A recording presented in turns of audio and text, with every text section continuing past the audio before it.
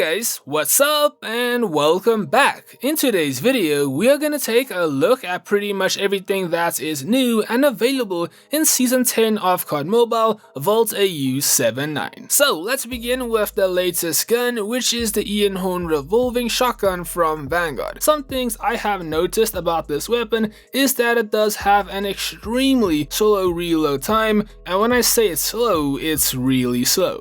As well as it does feature 3 iron sights, a base sight and then 2 additional sights known as medium and large. These can be found via the sight attachments and they do take up 1 attachment spot. Next up, one of the biggest things of the new season is the Girls Frontline Part 2 collaboration. It's a pretty big one and it has brought a brand new game mode to the game. It's an auto shooter survival mode with multiple waves of enemies, boss fights and 3 different main areas. It's a difficult mode, not gonna lie, but it's quite interesting and fun learning the different combinations of T-dolls and what works best with what character. Multiple different free rewards can also be earned via this event, such as the GKS Impenetrable Wall at level 80. We also have the Kilo Bolt Action Dance of Cinnabar, the Bull Charge Impenetrable Wall via Kalina's rewards, and then we also do have the QXR Flight Menace, which is gonna release later on the 13th via the Cross Realm event. On top of events, a new strongbox is dropping soon known as Symphonic Veil, containing 5 epic weapons that do have unique iron sights,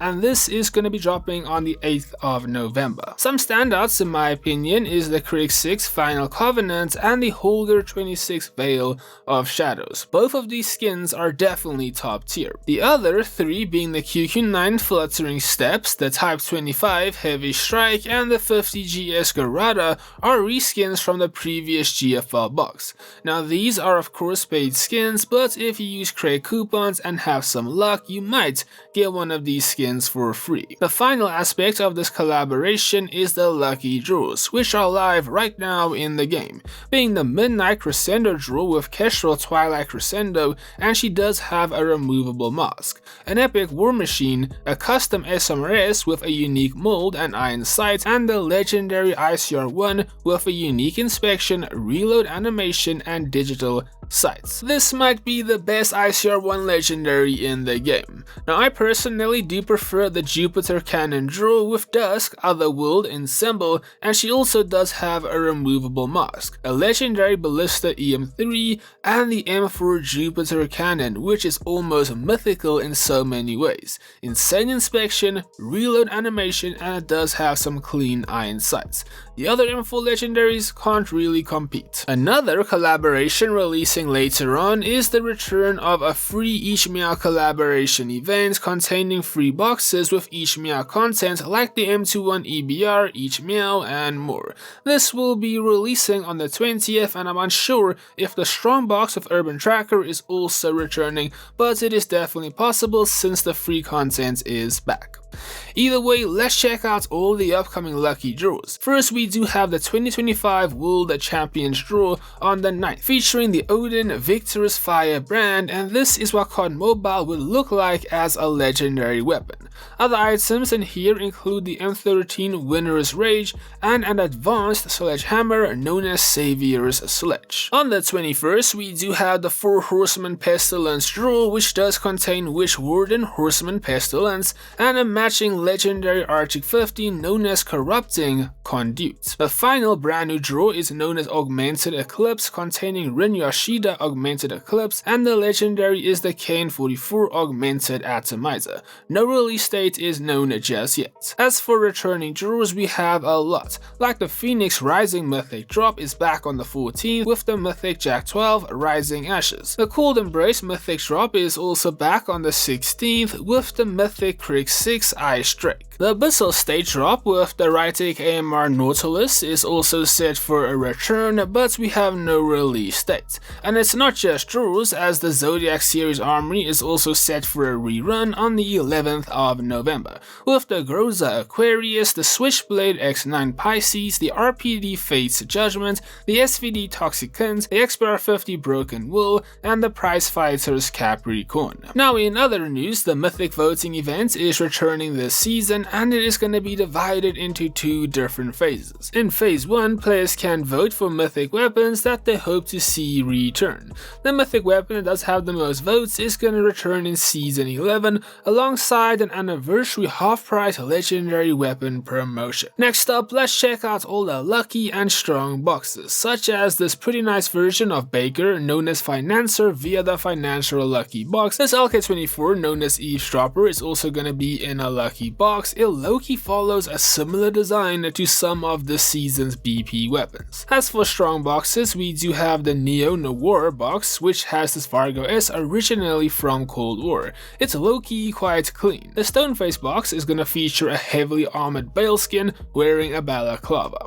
This version of Park is also going to be available in the Heist strong box. And then finally we do have the Damnation box, which contains 4 Rytec AMR variants, being the normal version, an Aquamarine variant, an Amethyst version, and finally the Citrine variant. Next up, some prestige weapons had their icon display positions adjusted when inspecting, being the M16 Peacock's Cry Prestige, the QQ9 Moonlight Prestige, and the Chopper Helldog Prestige to improve visual alignment. Plus the Mythic Type 25, Mythic Ram 7, and the M16 Peacock's Cry Prestige had their sound effects optimized and updated. Next up, let's check out all the modes making their way back into the game for Season 10. So Jester's Collab and all its minigame modes are live in the game as we speak. The classic night mode for MP on Summit, Hackney Yard, and Crash is back on the 11th of November, and the 3v3 gunfights mode will also become available on that date.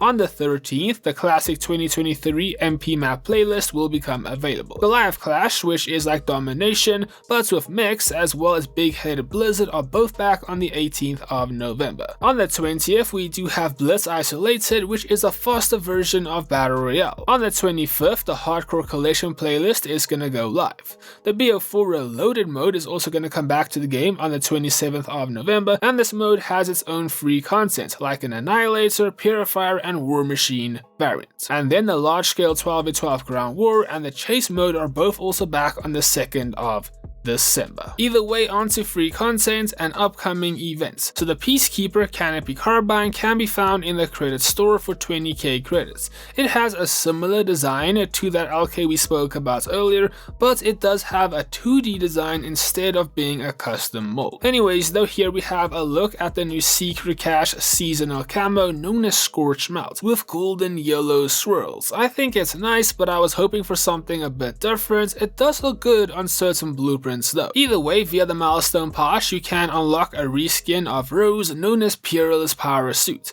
and here's the rare milestone pass character being Battery Wrecked Marble. Either way, in the vault, Sena Battle Tradition is back for 450 tokens, and new rewards do include the animated Type 19 Tropical Storm for 200 tokens, and this radioactive MX9 skin known as Micro Core Mortar for 300 tokens. The best items in the storehouse does include the Time to Goo charm, 5 golden crate coupons, 10 Tiger strong boxes, and the Tough Guy emote as well. Other free content that we can earn via events includes the Lapa Thankful Goblet, as well as the Groza Improvised Hazard on the 27th, and it's not actually a DMZ event, it's confirmed to be a mistake and will be something else. But what's not a mistake is the Secret Challenge on the 9th, where you're able to earn 9 secret caches.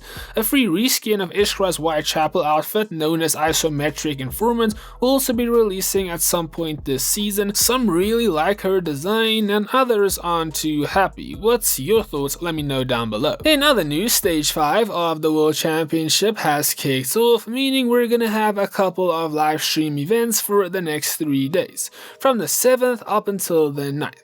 It's mostly returning content, as you guys can see, but there is some new skins as well. For example, a new Vanguard skin on the 9th. The World Cup prediction event never ended up dropping though, after it was delayed, which would have contained Velikan Vibro Punk. I wonder if he is still going to release. Either way, here is an epic War Machine skin that you can unlock for free via the Battle Pass at tier 14. Either way, on the topic of the Battle Pass, it does have an Atlas Corporation theme theme with sci-fi elements. So for characters, we of course have Atlas, Lethal Liquidator, Merc Combat Rig Chem Suit, which is awesome, Rosa Cyber Specialist as the reskin, and Yeager Commuter originally from Modern Warfare. As for the guns, we have the Locust Prescient Pulverizer, the FFAR-1 Unerring Prototype, the Holger 26 Codebreak Cypher, the AGR-556 Survivalist Sidearm, and the Ian Horn Revolving Calibrated Havoc. I personally prefer the characters over